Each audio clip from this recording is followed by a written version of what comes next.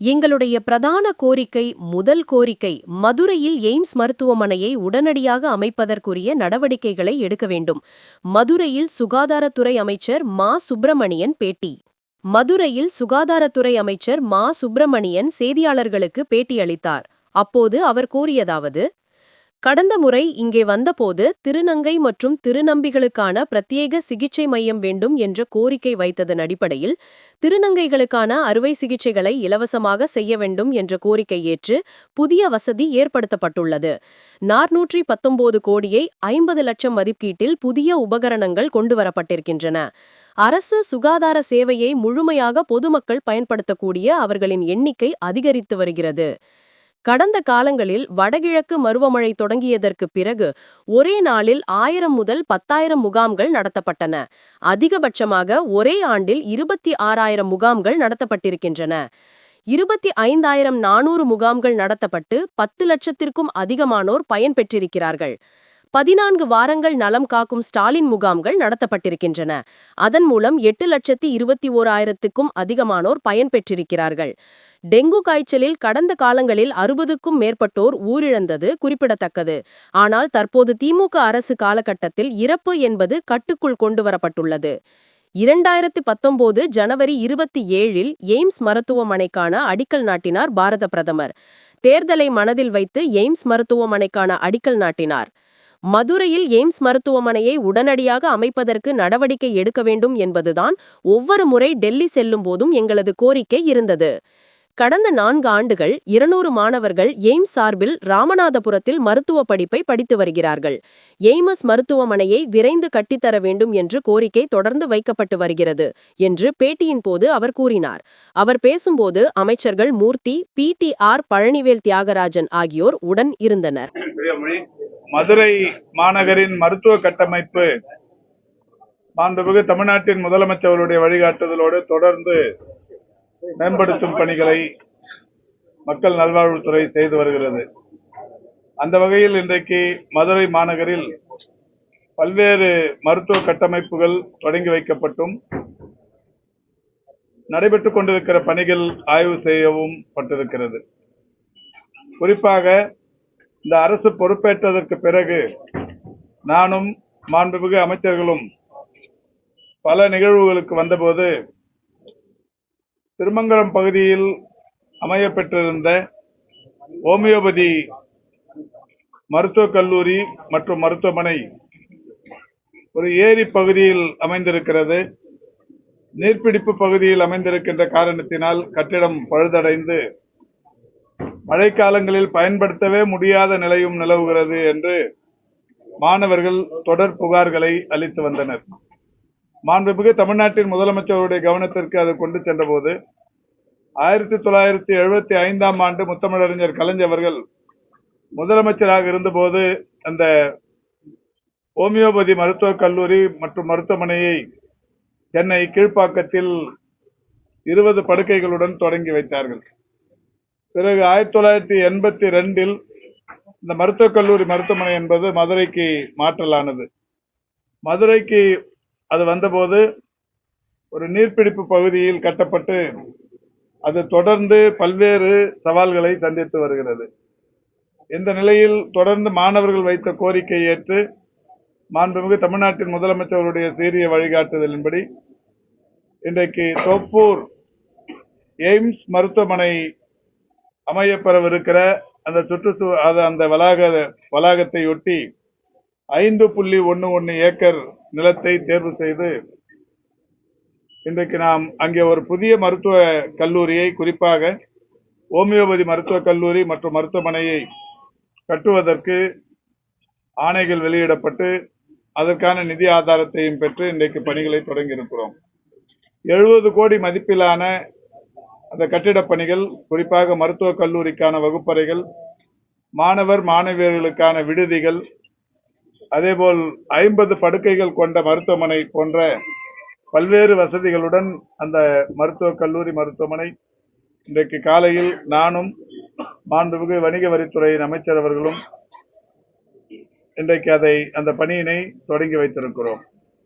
தொடர்ந்து இன்றைக்கு இந்த மதுரை ராஜாஜி அரசு மருத்துவக் கல்லூரி மருத்துவமனையில் மாண்புமிகு தமிழ்நாட்டின் முதலமைச்சர் அவர்களிடத்தில் இந்த மருத்துவக் கல்லூரி மருத்துவமனை நிர்வாகத்தினர் வைத்த கோரிக்கையை ஏற்று குழந்தைகளுக்கான ஒரு மருத்துவ சேவையை மேம்படுத்தும் வகையில் 40 கோடி ரூபாய் செலவில் தரைத்தளம் மற்றும் 5 தளங்களுடன் கூடிய 73,000 சதுரடி பரப்பிலான ஒரு மிகப்பெரிய கட்டிடம் ஒன்று கட்டும் பணிகள் நடைபெற்றுக் கொண்டிருக்கிறது.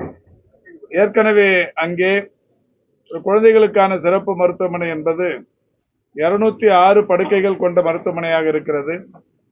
புதிதாக கட்டப்பட்டு வருகிற 73,000 சதுரடி பரப்பிலான இந்த கட்டிடத்தில் இன்னும் ஒரு 200 கூடுதல் படுக்கைகள் குழந்தைகளுக்கு என்று அமையப்பெறவிருக்கிறது. அப்படியானால் மதுரையில் இந்த ராஜாஜி மருத்துவக் கல்லூரி மருத்துவமனையில் குழந்தைகளுக்கு என்று பிரத்யேகமாக 406 படுக்கைகள் கொண்ட ஒரு மருத்துவமனை அமையவிருக்கிறது. அந்த பணியினை நானும் மாண்புமிகு அமைச்சர்களும் இப்பொழுது நேரடியாக ஆய்வு செய்திருக்கிறோம். இப்பொழுது கட்டப்பட்டுக் கொண்டிருக்கிற கட்டிடத்திற்கும் ஏற்கனவே இருக்கிற கட்டிடத்திற்கும் ஒரு இணைப்பு பாலம், இணைப்பு வழி பாதை ஒன்று அமைய வேண்டும் என்கின்ற கோரிக்கை சம்பந்தப்பட்ட துறை அலுவலர்களால் சொல்லப்பட்டிருக்கிறது. அதற்கும் திட்ட மதிப்பீடுகள் தயார் செய்ய சொல்லியிருக்கிறோம். இந்த நிலையில் இந்த மருத்துவக் கல்லூரியில் இருக்கிற இன்னொரு சவாலான ஒரு பிரச்சனை, ஏற்கனவே புற்றுநோய் பாதிப்புகளுக்கென்று பாலரங்காபுரத்தில் ஒரு அமைப்பு ஒன்று இருக்கிறது. இந்த மருத்துவக் கல்லூரிக்கும் இந்த மருத்துவக் கல்லூரியில் இருக்கிற மருத்துவமனைக்கும் சம்பந்தம் இல்லாமல் வேறொரு இடத்தில் அது புற்றுநோய்க்கான அந்த பரிசோதனைகள் மையம் இருக்கிறது. அதேபோல் இந்த மருத்துவமனை வளாகத்திலேயே இருக்கிற புற்றுநோய் அமைப்பு என்பது 1980ஆம் ஆண்டுகளில் கட்டப்பட்ட ஏறத்தாழ 45 ஆண்டுகளுக்கு முன்னால் கட்டப்பட்ட பழமையான கட்டிடத்தில் இயங்கியும் வருகிறது. எனவே அந்த கட்டிடமும் தற்போது பயன்பாடு என்பது கேள்விக்குறியாக வருகிற நிலையில் மாண்புமிகு தமிழ்நாட்டின் முதலமைச்சருடைய கவனத்திற்கு கொண்டு சென்று ஒரு புதிய புற்றுநோய்க்கான ஒரு புதிய கட்டமைப்பை இந்த மருத்துவக் கல்லூரி வளாகத்தில் உருவாக்கிட வேண்டும் என்கின்ற கோரிக்கை வைக்கப்பட்டு மாண்புமிகு முதல்வர் அவர்கள் சம்பந்தப்பட்ட துறை அலுவலர்களுக்கு உத்தரவிட்டு ஒரு 36 கோடி ரூபாய் செலவில் புதிய புற்றுநோய்க்கான மருத்துவமனை ஒன்று இங்கே அமைப்பதற்கு உத்தரவிட்டிருக்கிறார்கள்.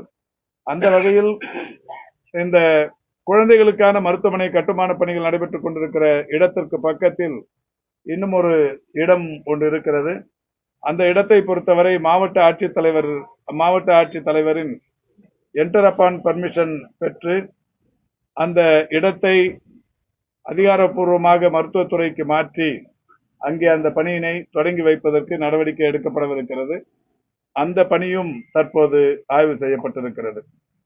இந்த நிலையில் இந்த ராஜாஜி மருத்துவக் கல்லூரி மருத்துவமனையை பொறுத்தவரை ஏற்கனவே பல்வேறு துறைகளில் இந்த மருத்துவமனை மிக சிறப்பான பயன்பாட்டில் இருந்து கொண்டிருக்கிறது. இந்த காலை கூட நான் ஒரு நிகழ்ச்சியில் பேசும்போது சொன்னேன், 2021 மே திங்கள் 7ஆம் தேதிக்கு முன்னால் இந்த மருத்துவமனைக்கு வந்த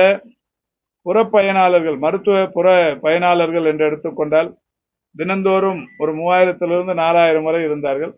அது தற்போது 7000 8000 வரை உயர்ந்திருக்கிறது.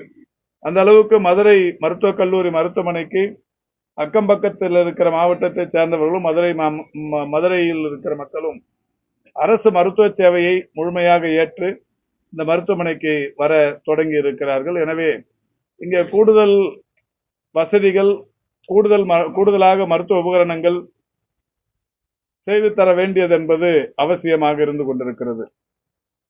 அந்த வகையில் இந்த அரசு பொறுப்பேற்றதற்கு பிறகு இந்த மருத்துவக் கல்லூரி மருத்துவமனைக்கு மட்டும் நானும் நம்முடைய மாண்புமிகு அமைச்சர்கள், பெருமதிப்பிற்குரிய வணிக வரித்துறை அமைச்சர், பெருமதிப்பிற்குரிய தகவல் தொழில்நுட்பத்துறை அமைச்சர் போன்றவர்கள் எல்லாம் ஒரு 7-8 முறை வந்து ஒவ்வொரு முறை வருகிற போதும் ஏதாவது ஒரு புதிய வசதியை, புதிய மருத்துவ உபகரணத்தை இயக்கி வைத்துவிட்டு சென்று கொண்டிருக்கிறோம்.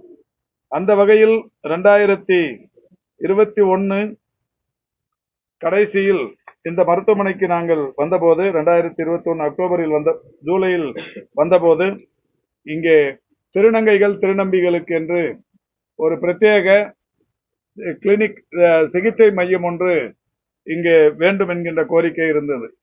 திருநங்கைகளை பொறுத்தவரை திருநங்கைகளாக இருந்தாலும் திருநம்பிகளாக இருந்தாலும் அவர்களுக்கான இந்த அறுவை சிகிச்சைகள் என்பது மும்பை அதேபோல் தாய்லாந்து போன்ற வெளிநாடுகளுக்கும் சென்று செய்து கொள்ள வேண்டிய சூழல் இருக்கிறது.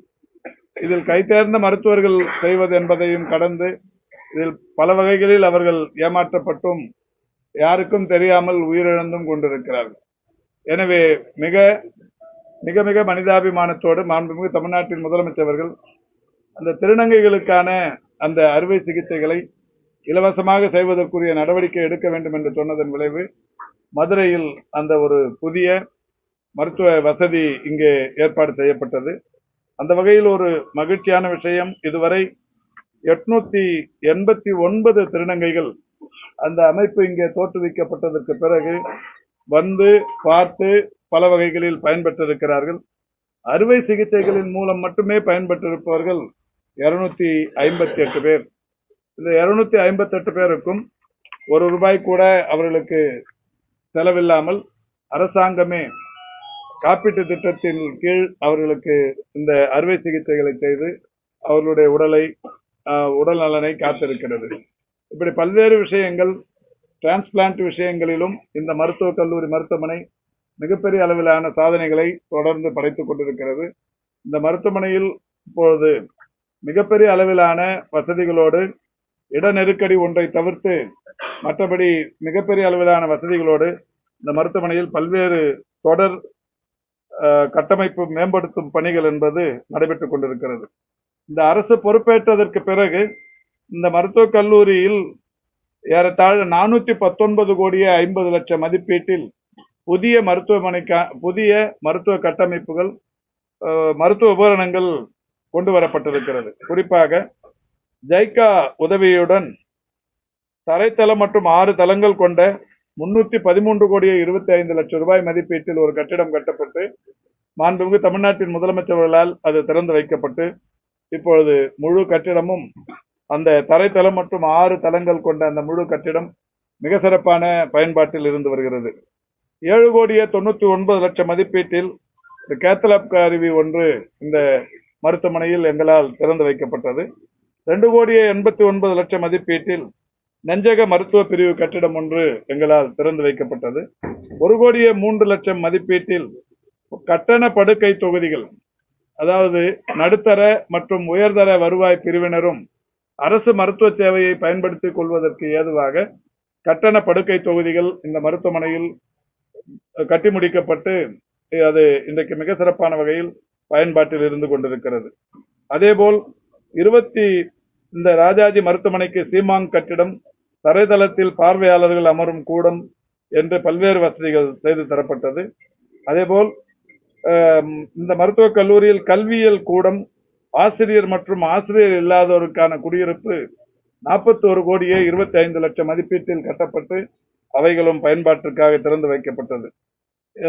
இந்த மருத்துவக் கல்லூரி மருத்துவமனையில் கூடுதல் முதுநிலை மருத்துவ படிப்பு மாணவர்களுக்கு என்ற விடுதிகள் 12 கோடியே 27 லட்சம் மதிப்பீட்டிலும், கூடுதல் மாணவியர் விடுதி 9 கோடியே 39 லட்சம் மதிப்பீட்டிலும், கூடுதல் மாணவியர் விடுதி 9 கோடியே 12 லட்சம் மதிப்பீட்டிலும், கூடுதல் மாணவர்கள் விடுதி கட்டிடம் 8 கோடியே 60 லட்சம் மதிப்பீட்டிலும், கல்லூரியில் புதிய நூலக கட்டிடம் ஒன்று 8 கோடியே 62 லட்சம் மதிப்பீட்டிலும், அதேபோல் கல்லூரியில் கருத்தரங்கம் சீரமைக்கும் பணிக்கு 2 கோடியே 46 லட்சம் மதிப்பீட்டிலும், கல்லூரியில் விலங்குகளுக்கான கூடம் 1 கோடியே 74 லட்சம் மதிப்பீட்டில் என்று ஏறத்தாழ 419 கோடியே 50 லட்சம் மதிப்பீட்டிலான பணிகள் இந்த கல்லூரியில் மருத்துவமனையில் இந்த அரசு பொறுப்பேற்றதற்கு பிறகு செய்து முடிக்கப்பட்டு மக்களின் பயன்பாட்டிற்காக திறந்து வைக்கப்பட்டிருக்கிறது. அதோடு மட்டுமல்லாது இப்பொழுதும் கூட இன்றைக்கு நான் ஏற்கனவே சொன்னதை போல 40 கோடி செலவில் தரைத்தளம் மற்றும் 5 தளங்களுடன் கூடிய குழந்தைகள் நலம் மற்றும் ஆராய்ச்சி மைய கட்டிடம் ஒன்று பணிகள் நிறைவடையும் தருவாயில் இருக்கிறது. இப்போது சம்பந்தப்பட்ட நிர்வாகத்தினர், பொதுப்பணித்துறையினர், ஒப்பந்தக்காரர்கள் பிப்ரவரி முதல் வாரத்திற்குள் இந்த கட்டிடத்தை கட்டி முடித்து திறந்து வைப்பதற்கு தயார்படுத்தி தருவோம் என்று சொல்லியிருக்கிறார்கள். அதோடு மட்டுமல்லாது பன்னோக்கு பல் மருத்துவ நிலையம் ஒன்றும் 1 கோடியே 3 லட்சம் மதிப்பீட்டில் கட்டும் பணிகள் நடைபெற்றுக் கொண்டிருக்கிறது. உடற்கூறாய்வு கட்டிட மேம்பாட்டு பணிகளும் இன்றைக்கு ஏறத்தாழ 1 கோடி ரூபாய் செலவில் இந்த மருத்துவக் கல்லூரி மருத்துவமனையில் செய்யும் பணிகள் நடைபெற்றுக் கொண்டிருக்கிறது. இவைகள் மட்டுமல்லாது இன்னமும் கூடுதலாக இந்த மருத்துவக் கல்லூரி மருத்துவமனைக்கு வேண்டும் என்கின்ற வகையில் பல்வேறு கோரிக்கைகளும் வைக்கப்பட்டிருக்கிறது. அந்த வகையில் 2.5 கோடி மதிப்பீட்டில் ஒரு சிடி ஸ்கேன் கருவி அமைக்க, புதிய சிடி ஸ்கேன் கருவி அமைக்க நடவடிக்கை எடுக்கப்பட்டு வருகிறது. இப்படி பல்வேறு வசதிகள் இந்த மருத்துவக் கல்லூரி மருத்துவமனைக்கு செய்யப்பட்டிருக்கிறது என்பதை மகிழ்ச்சியோடு தெரிவித்துக் கொள்கின்றோம். இப்பொழுது இன்றைக்கு நானும் மாண்புமிகு அமைச்சர்களும் ஒரு புதிய நவீன வசதிகள் கொண்ட மருத்துவ உபகரணங்கள் என்பது அரசு மருத்துவமனைகளில் தொடர்ச்சியாக வந்து கொண்டிருக்கிறது. இந்தியாவில் 36 மாநிலங்கள் இருந்தாலும் ரோபோட்டிக் கேன்சர் எக்யூப்மெண்ட் என்கின்ற ஒரு அதிநவீன ஒரு கருவி 34 கோடி ரூபாய் செலவிலான அந்த கருவி இந்தியாவில் இருக்கிற எந்த மாநில அரசு மருத்துவமனையிலும் இல்லை.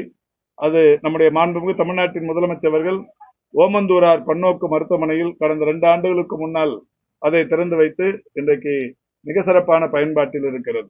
அதேபோல் நம்முடைய முதல்வர் அவர்களால் திறந்து வைக்கப்பட்ட கலைஞர் நூற்றாண்டு உயர் சிறப்பு மருத்துவமனையில் டபுள் பலூன் என்ட்ரோஸ்கோபி, ஆட்டோ எம்ஆர்ஐ போன்ற இந்தியாவின் வேறு எந்த மாநில அரசு நிர்வாகங்களிலும் இல்லாத அதிநவீன மருத்துவ உபகரணங்கள் தமிழ்நாட்டின் மருத்துவத்துறையில் குறிப்பாக அரசு மருத்துவமனைகளில் அமையப்பெற்று மக்களின் பயன்பாட்டிற்கு கொண்டு வரப்பட்டிருக்கிறது.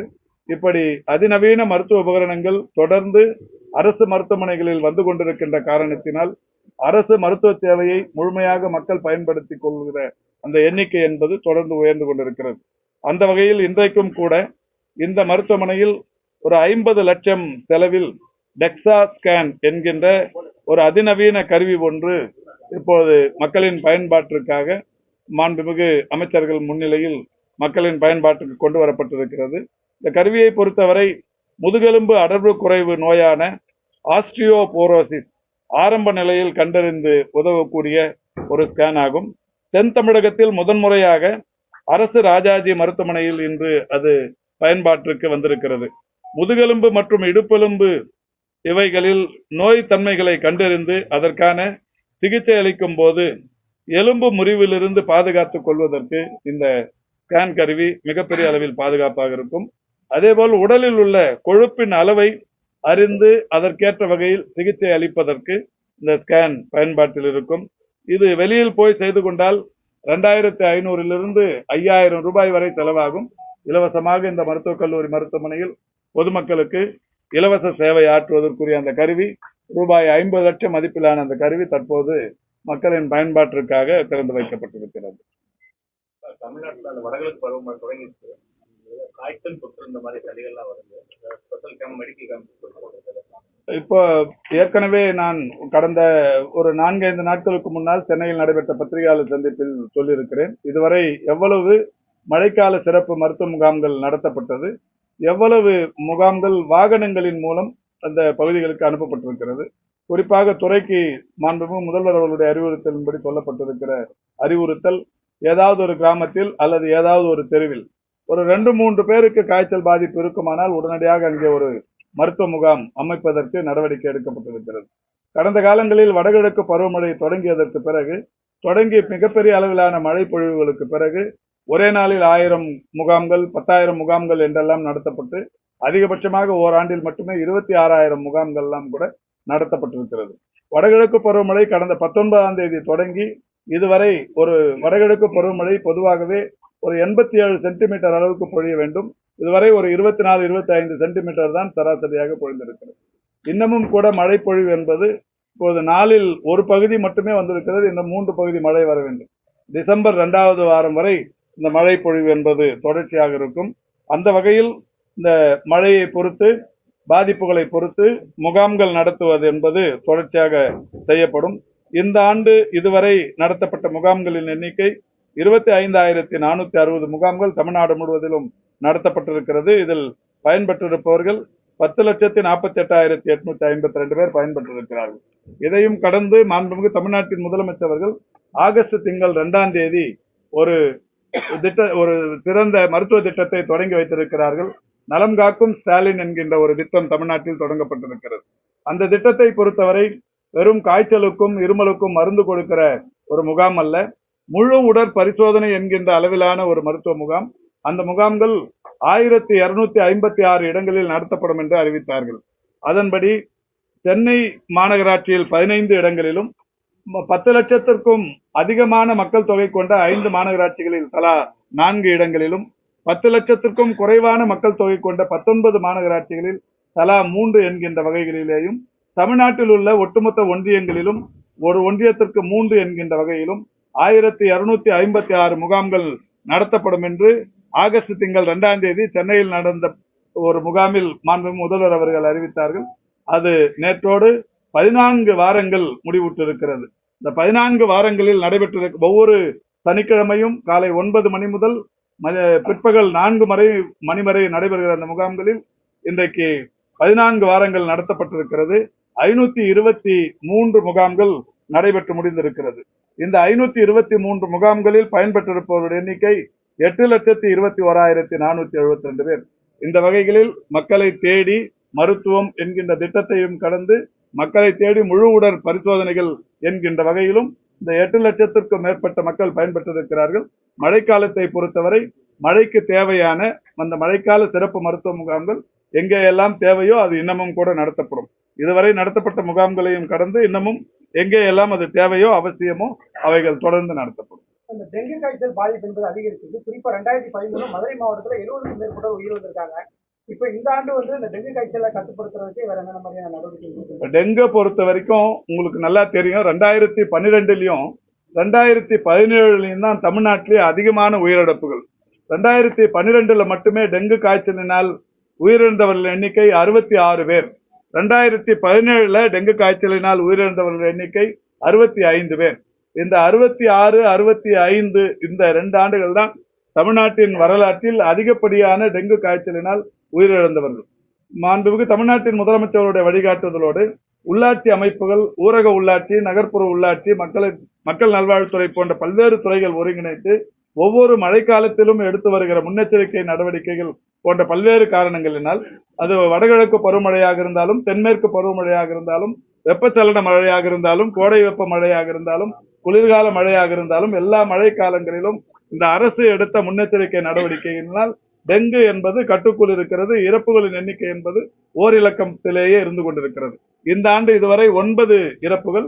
இந்த 9 இறப்புகளும் கூட சரியான நேரத்தில் மருத்துவர்களை பார்த்து மருத்துவம் பார்த்துக் கொள்ளாதது, அதேபோல் அந்த நோய் எதிர்ப்பு சக்தி குறைவாக இருப்பவர்கள், கோமார்பிடிட்டிஸ் என்று சொல்லக்கூடிய வகையிலான இணை நோய் பாதிப்பு உள்ளவர்கள், இது போன்றவர்களுடைய இவர்களுக்குத்தான் இதுவரை ஒரு 9 உயிரிழப்புகள் ஏற்பட்டிருக்கிறது. இன்றைக்கு தமிழ்நாட்டை பொறுத்தவரை டெங்கு பாதிப்பு என்பது கட்டுக்குள் இருக்கிறது. திமுக ஆட்சி ஒரு மருத்துவ கூட கொண்டு வருவேன் முன்னாள் முதல்வர் குற்றம் சாட்டியிருக்காங்க. அதாவது இந்த ஆட்சிக்கு வரும்போது 11 மருத்துவக் கல்லூரிகள் அரைகுறையாக இருந்தது. ஒரு 40-50% கட்டுமான பணிகள் முடிவுற்ற நிலையில் இருந்தது. இந்த ஆட்சிக்கு வரும்போது 2021 மே 5ஆம் தேதி இதுல மருத்துவக் கல்லூரிகள் மட்டுமே உடனடியாக திறக்கப்பட வேண்டும் என்கின்ற வகையில் மாண்புமிகு முதல்வர் முன்னிலையில் பிரதமர் அவர்கள் 2022 ஜனவரியில 11 மருத்துவக் கல்லூரிகளையும் திறந்து வைத்தார். மருத்துவக் கல்லூரி வரணும்னா மருத்துவமனை இருக்கணும். ஒவ்வொரு மருத்துவமனையில 500 முதல் 700 வரையிலான படுக்கைகள் கொண்ட 11 மருத்துவமனைகளை உடனடியாக அமைக்கணும்.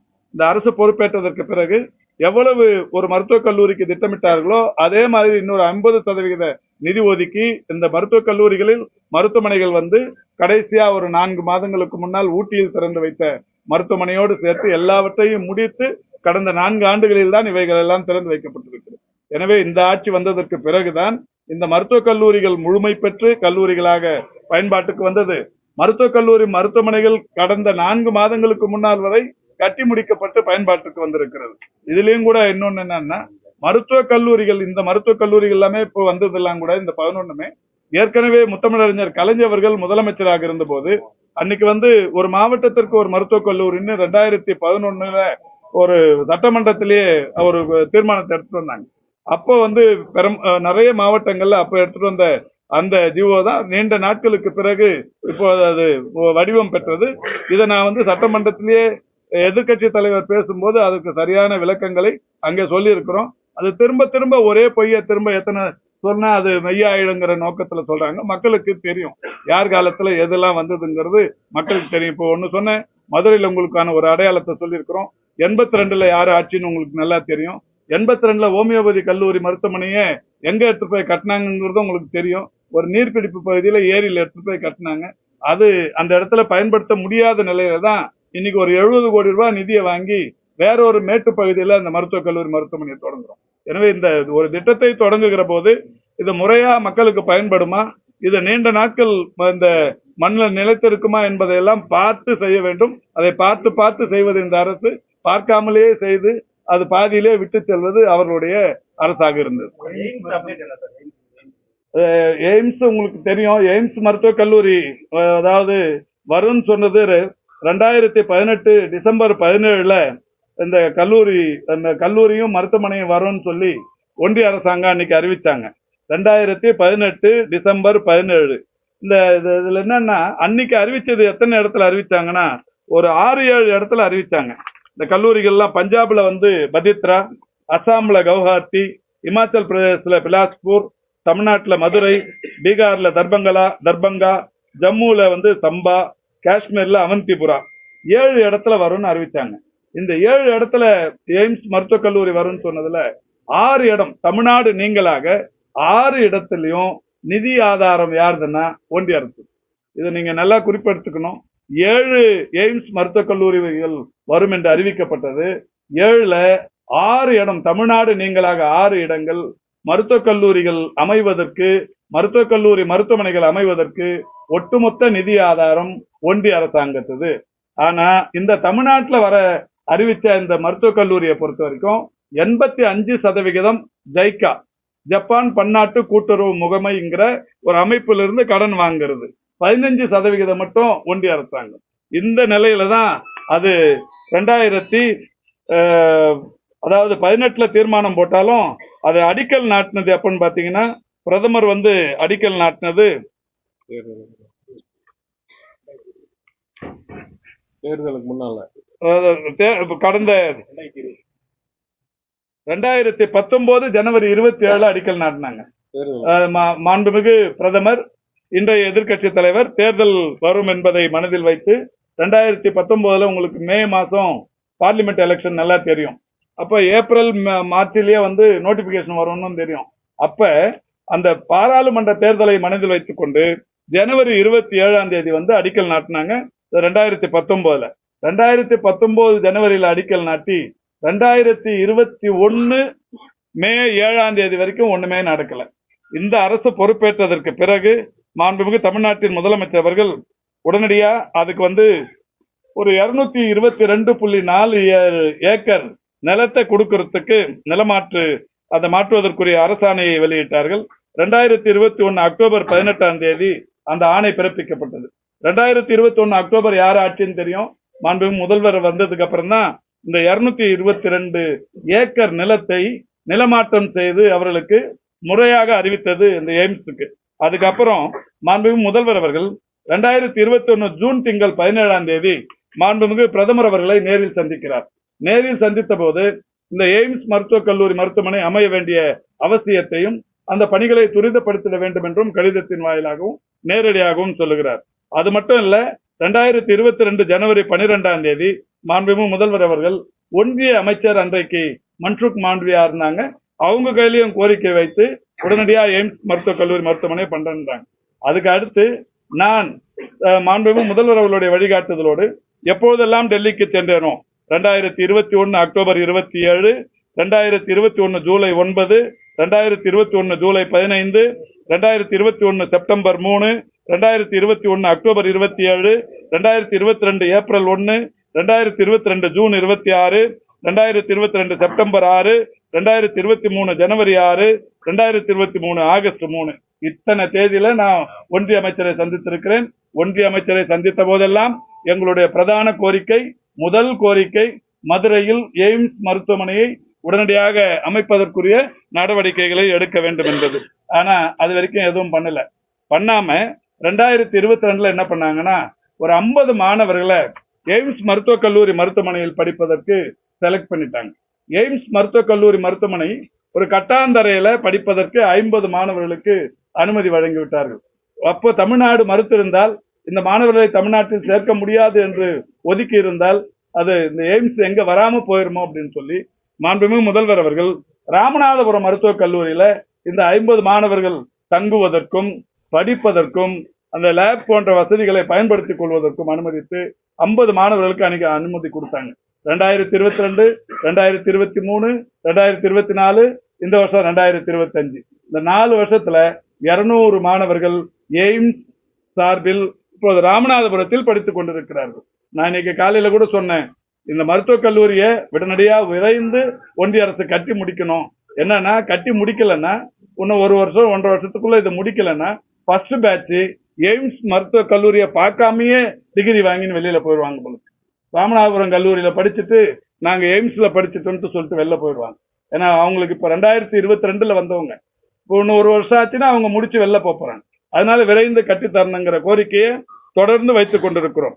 இப்ப இந்த நிலையில தான் மாண்புமிகு முதல்வர் அவர்கள், இதுல நமக்கும் பொறுப்பு இருக்கு, மதுரைங்கிறது தமிழ்நாடு, இங்க நமக்கும் பொறுப்பு இருக்குங்கிறதால தான் 2023 அன்னைக்கு 2023 பிப்ரவரி 6, 7 எங்களை ஜப்பான் போக சொன்னாங்க. நானும் துறையின் செயலாளர், NHM MD, TNPHSC PD, இப்படி IAS ஆபீசர்ஸ் எல்லாம் அன்னைக்கு ஜப்பான் டோக்கியோவுக்கு போய் டோக்கியோவில் இருக்கிற அந்த ஜைகா நிறுவனத்தின் துணைத் தலைவர் சச்சிகோ இமோட்டோ அப்படிங்கிற அந்த துணைத் தலைவரை நேரில் சந்திச்சு ஒரு மனு ஒன்று கொடுத்தோம். நீங்க ஒன்றிய அரசுக்கு இந்த எய்ம்ஸ் கட்டுறதுக்கு நிதி ஆதாரம் தரதா சொல்லியிருக்கிறீங்க, இன்னும் எதுவும் நிதி ரிலீஸ் பண்ணல, உடனடியாக அது கட்டுமானத்துக்கு உதவி பண்ணணும்னு லெட்டர் கொடுத்துருக்குறோம். அதுக்கான புகைப்படங்கள்லாம் இதோ இருக்கு. அந்த அப்ப போய் ஜப்பான்ல போய் சம்பந்தப்பட்ட ஜைகா துணைத் தலைவரிடத்தில் நிதிக்காக கொடுத்த கடிதம் கொடுக்கும் போது இதுல என்னன்னா, டெல்லியோட ஜைகா பிரதிநிதியும் கூட்டு போனோம். டெல்லியோட ஜைகா பிரதிநிதி திருமதி ஆதித்யா பூரி என்கின்ற ஒரு சகோதரியை, ஒரு பெண் அதிகாரியும் கூட்டு போய் அன்னைக்கு அங்க கொடுத்தோம். கொடுத்ததுக்கு அப்புறமா இன்னைக்கு அந்த கல்லூரியை கல்லூரி மருத்துவமனையை கட்ட தொடங்கி இருக்கிறார்கள். மகிழ்ச்சி. விரைந்து கட்டித்தர வேண்டும் என்றும் கேட்டுக்கொள்கிறோம். இது ஒன்றிய அரசுக்கு எல்லா வகையிலும் தமிழ்நாடு அரசு உறுதுணையாக இருந்து கொண்டிருக்கிறது. இந்த 222 ஏக்கர் நிலத்தை கொடுத்தது இந்த அரசு, மாண்புமிகு முதல்வர் அவர்கள் இதை நிலத்தை கொடுத்து அதை ஆதாரபூர்வமாக கொடுத்தது. அது மட்டும் இல்ல, இப்ப 33 கிலோவாட் மின்சார உபயோகத்திற்கு மாண்புமிகு தமிழ்நாடு முதலமைச்சர் அவர்கள் 13,13,71,148 ரூபாய் இன்றைக்கு அந்த தொகையை அந்த இதுக்கு கொடுத்திருக்காரு, எய்ம்ஸ் நிர்வாகத்துக்கு. இந்த மின் உபயோகத்துக்கு 33 கிலோவாட் மின் உபயோகம் அந்த கல்லூரிக்கு வேணும்னு மாநில அரசு, குறிப்பாக நம்முடைய முதல்வர் 13,13,71,148 ரூபாய் அந்த இதுக்கு கொடுத்திருக்கிறாரு. அது மட்டும் இல்ல, இந்த இது உட்கட்டமைப்புக்கு நீர் வழங்குவது, குடிநீருக்கான அந்த ஆதாரத்திற்கு 11,61,00,000 ரூபாய் தரப்பட்டிருக்கிறது. இப்படி மின்சாரம், குடிநீர், நிலம் போன்ற எல்லா வசதிகளையும் தமிழ்நாடு அரசும் ஒன்றிய அரசுக்கு ஒருங்கிணைத்திருக்கிறது. ஒன்றிய அரசோடு இணைந்து எப்படியாவது மதுரையில் அந்த எய்ம்ஸ் நிர்வாகம் வர வேண்டும் என்பதற்காக 13 கோடி ரூபாய் மின் உபயோகத்திற்கும் 11 கோடி ரூபாய் குடிநீர் விநியோகத்திற்கும் 222 ஏக்கர் தமிழ்நாட்டின் அரசு நிலமும் ஒன்றிய அரசுக்கு தந்துதான் இந்த கல்லூரி இங்கே வருவதற்குரிய நடவடிக்கைகள் எடுக்கப்பட்டு வருகிறது. ஒன்றிய அரசாக இருந்தாலும் மாநில அரசாக இருந்தாலும் மக்களின் பயன்பாட்டிற்கு எய்ம்ஸ் விரைந்து வர வேண்டும் என்பது அனைவருடைய விருப்பம். வரும் என்று எதிர்பார்க்கிறோம்.